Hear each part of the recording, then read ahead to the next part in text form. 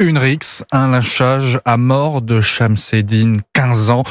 Un crime d'honneur simplement parce que le collégien de Viry-Châtillon draguait la sœur de deux des agresseurs. C'est la version qu'avancent les 4 jeunes mis en examen pour assassinat cette nuit. Un exemple frappant de ces règlements de compte qui explosent. Plus 8% de rixes depuis le début de l'année. C'est le chiffre que vous dévoilez en exclusivité pour Europe 1, Jean-Baptiste Marty. Que nous apprennent-ils d'autres ?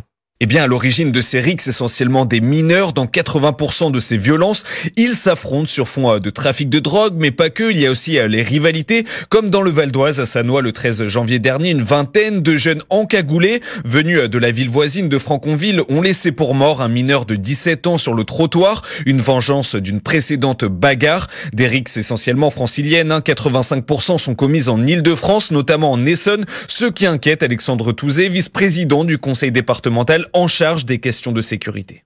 On a une génération très jeune là qui monte avec une très forte culture de violence. Tous les procureurs de la République qui viennent ici sont surpris du niveau de violence et du transport assez régulier d'armes par destination, de béquilles, de marteaux, de sabres. Les armes sont donc omniprésentes dans 9 rixes sur 10, des expéditions punitives favorisées par les réseaux sociaux, vitrine de ces règlements de compte et que le gouvernement aujourd'hui ne parvient pas à contrôler. Jean-Baptiste Marty pour Europe 1. Le gouvernement